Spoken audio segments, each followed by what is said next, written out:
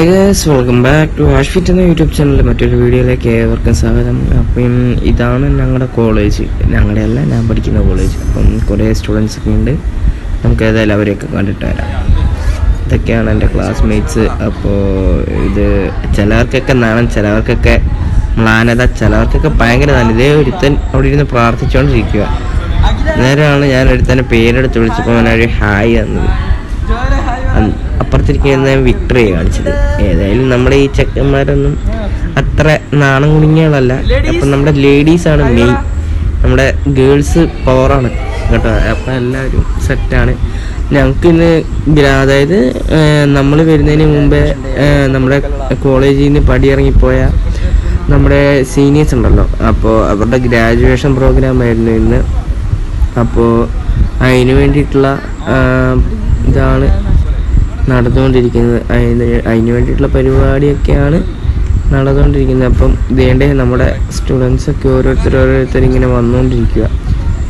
അപ്പോഴാണ് നമ്മുടെ സ്റ്റേജിൽ എല്ലാവരും നല്ല പരിപാടിയൊക്കെ ആയിക്കൊണ്ടിരിക്കുന്നത്. ഞങ്ങളവിടെ ഇരുന്ന് ഇങ്ങനെ വീഡിയോ ഒക്കെ എടുത്തുകൊണ്ടിരിക്കുമ്പോൾ ടീച്ചർ പറഞ്ഞ് ഫസ്റ്റ് ഇയേഴ്സ് ആണോ അതെ, എന്നാൽ പിന്നെ ഫ്രണ്ടിൽ കയറിയിരുന്നു എന്ന് പറഞ്ഞ് ഞങ്ങൾ ഫ്രണ്ടിലോട്ടും കയറിയിരുന്നു. ഞങ്ങൾ എന്നിട്ട് നല്ല ഇങ്ങനെ ഓരോന്ന് സംസാരിച്ചുകൊണ്ടിരുന്നത്. ഇപ്പോൾ ആണ് നമ്മുടെ കോളേജിനെ പറ്റിയിട്ട് അവിടെ തകൃതിയായിട്ടൊരു വീഡിയോ കാണിച്ചുകൊണ്ടിരിക്കുന്നത്.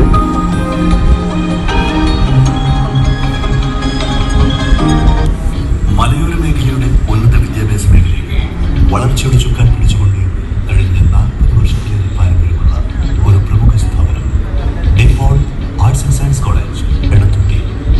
വിൻസെൻഷൻ വൈദികരുടെ മേൽനോട്ടത്തിൽ തികഞ്ഞ അച്ചടക്കവും ഉന്നത വിജയവും, വിദഗ്ധരും പരിചയസമ്പന്നരുമായ അധ്യാപകർ, അത്യാധുനിക രീതിയിലുള്ള കമ്പ്യൂട്ടർ ലാബുകൾ, വിദ്യാർത്ഥികളുടെ സമഗ്ര വികസനത്തിനായി NCC, NSS, ഡിയോ club, media club, tourism club എന്നിങ്ങനെ വിവിധ ക്ലബ്ബുകൾ പ്രവർത്തിക്കുന്നു. 2023 ഡൽഹി വെച്ചെന്ന റിക്രൂട്ടിംഗ് ഡേ പരേഡിൽ ഞങ്ങൾക്ക് പങ്കെടുക്കാൻ സാധിച്ചു.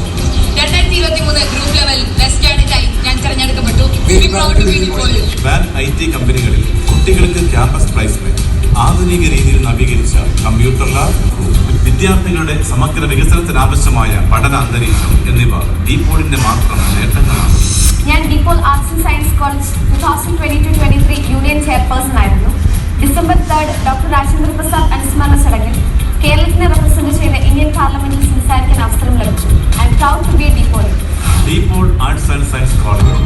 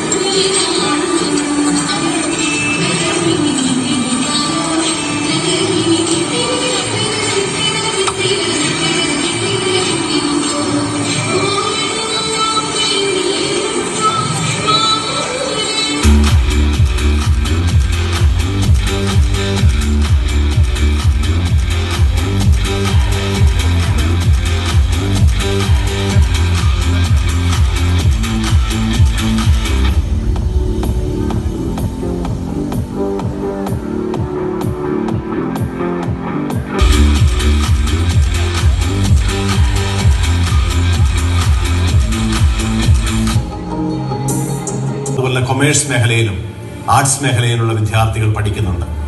വിദ്യാർത്ഥികൾ തമ്മിലുള്ള സ്നേഹമാണ് ഈ കോളേജിന്റെ മുഖമുദ്ര. ഏറ്റവും നല്ല അധ്യാപകരാണ് ഇവിടെ ക്ലാസ്സുകൾ എടുക്കുന്നത്. ക്രൈസ്തവ മൂല്യങ്ങളുടെ പഠനവും വളരെ പ്രധാനപ്പെട്ട തന്നെയാണ്. ഈ സ്ഥാപനം തീർച്ചയായിട്ടും നാനാജാതി മതസ്ഥർക്കും ഈ നാട്ടിൻ പ്രദേശത്ത് ആശ്രയമാണ്.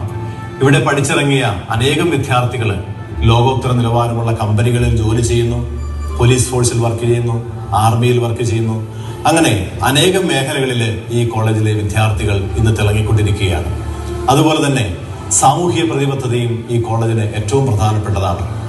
2023 മുതൽ 25 വരെയുള്ള കാലഘട്ടത്തിൽ ഏകദേശം 5 ഭവനങ്ങൾ ഭവനമില്ലാത്തവർക്കായി നിർമ്മിച്ചു നൽകുവാനായിട്ട് ഈ കോളേജിൽ സാധിച്ചു.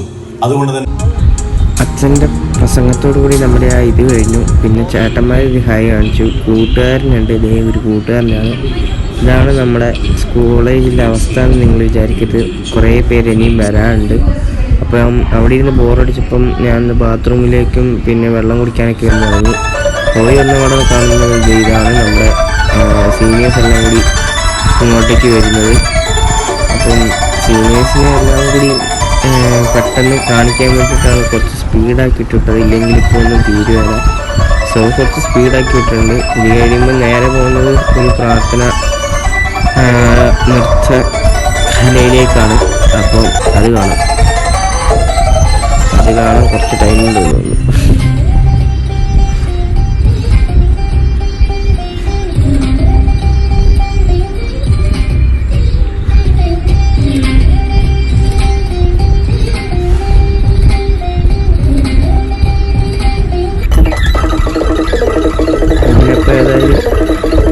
ഡാൻസ് കുറച്ച് അടിച്ചു വിട്ടില്ലെങ്കിൽ വീഡിയോയ്ക്ക് ലെങ്ത്ത് കൂടുന്നതാണ്. ഞാൻ ഡാൻസ് കുറച്ച് അടിച്ചു വിട്ടു. അപ്പോഴാണ് നമ്മുടെ ഏകദേശം സ്റ്റുഡൻസ്, അതായത് കോളേജിലെ ഇപ്പോൾ ഉള്ള സ്റ്റുഡൻസ് മൊത്തം വന്നത്.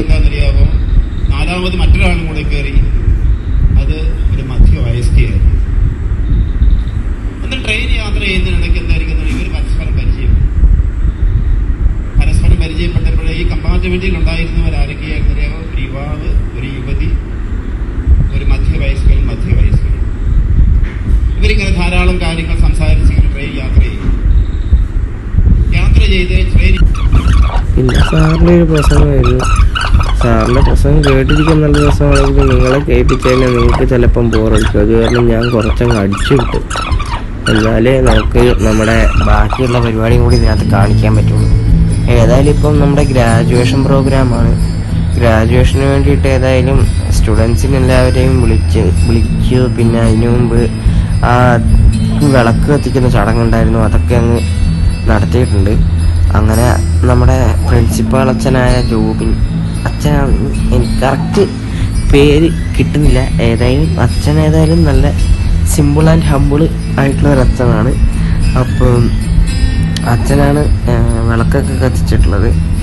സോ അവിടെയുള്ള ചേട്ടന്മാരെല്ലാം ഫോട്ടോ എടുക്കുന്ന തിരക്കിലാണ്.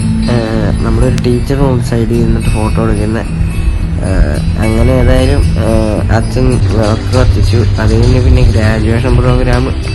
ഗ്രാജുവേഷൻ പ്രോഗ്രാമിന് മുമ്പേ നമ്മുടെ കോളേജ് വീടില്ലാത്തവർക്ക് വീട് കെട്ടിക്കൊടുക്കുന്ന ഒരു ചടങ്ങ്, അതായത് ഒരു പദ്ധതി കൊണ്ടുവന്നിട്ടുണ്ടായിരുന്നു. അത് NSSൻ്റെ ഇതിൽ വന്നതാണ്. അപ്പോൾ അതിൻ്റെ താക്കോല് മാറുന്ന ചടങ്ങാണ് ഈ കാണുന്നത്.